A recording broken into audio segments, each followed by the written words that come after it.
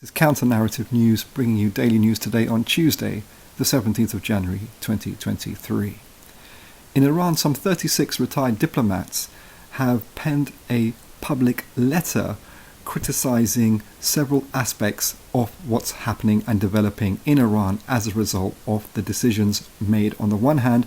by the regime in Tehran vis-a-vis two main things: the internal protest movement against the organized systemic violent misogyny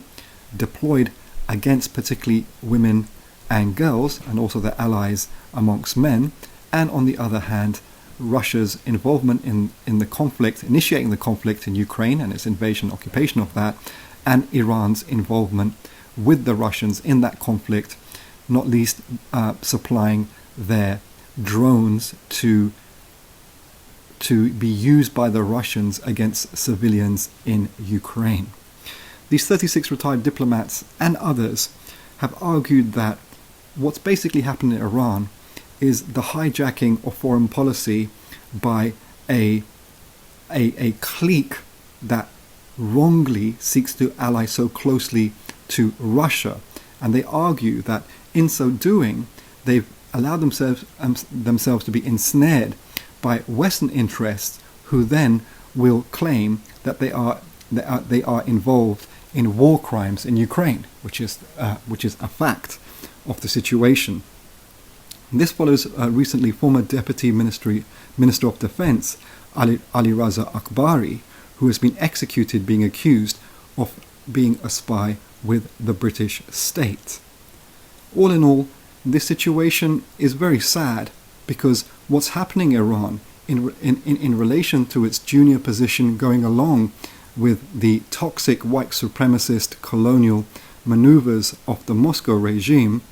and on the one hand doubling down against the protest movement, is seeing the whole situation attempted to be commandeered by these oppressive and repressive forces in redoubling their oppressive efforts instead of trying to find ways and means to resolve these issues. And very much so, more than 30% of the Iranian people are below the poverty line, and things like meat, fruit and vegetables is becoming more and more difficult for Iranians to secure for themselves and their family, pointing to growing social issues that need to be addressed one way or the other. And if they aren't, then this is only going to bolster the momentum and the force of the protest movement. Going to South Africa, the ANC and the South African president, Cyril Ramaphosa, has cancelled his planned visit to the World Economic Forum and Davos due to a particular crisis around the power cuts issue in South Africa. South Africans, including shops, businesses, schools and hospitals and clinics, are facing up to 12-hour daily power cuts, whereby they lack electricity to run their homes, businesses, etc., and general what pertains to civil society. Going forward, there's going to be a 30% rise in energy bills in the next 2 years for the people of South Africa. Ramaphosa is himself embroiled in all kinds of corruption, including hiding up to $5 million of cash in his farmhouse. Ramaphosa is very much a centrist, but South African masses have a obviously world-inspiring revolutionary movement and history and consciousness. So going forward, it seems that this course of events is going to see more intensification of the social crisis and the clashes around that. In a recent Oxfam report, it explains that the top 1% of the richest in the world have grabbed more than 2/3 of the $42 trillion made across the world since 2020. This points to the fact that the global capitalist system, be it with the pandemic or any other crisis, only seeks to create more opportunities for its super profit making through anything that impacts negatively the world population and the environment.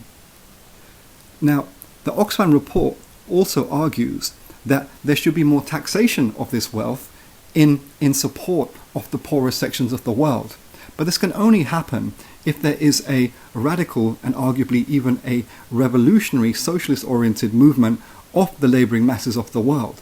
At the moment, although the labouring masses of the world are definitely responding in one way or the other and pushing back against their growing immiseration and impoverishment, there is no real socialist leadership in any given state, region or the world, perhaps arguably to some extent in Latin America, that can actually lead what the people need in as we go into this intensification of capitalist crisis on the one hand, and very much at the center of that is the concentration of wealth by fewer and richer people. Going to Mexico, the former Secretary of Public Security under the former President Calderon,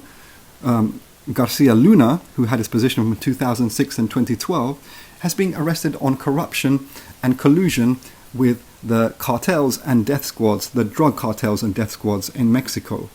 The current President Obrador is very happy about this and is obviously making political capital against the previous presidency of Calderon. However, the issue of drug cartels and death squads in Mexico remains a real issue under the current president as well as previous presidents. If we understand the relationship historically between Mexico and the US, first of all, Mexico has been colonized by the US, and indeed many regions of Mexico was usurped and annexed by the growing United States of America, including states like California and Arizona. Then proceeding after that historical point,